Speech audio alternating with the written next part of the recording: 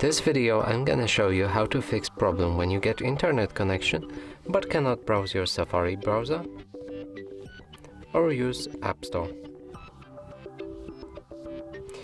on your iPhone SE 2022.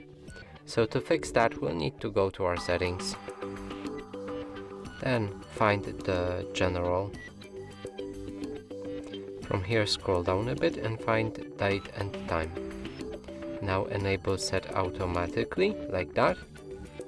And if we go back now to our Safari browser, it should load pages properly, and the same is with App Store.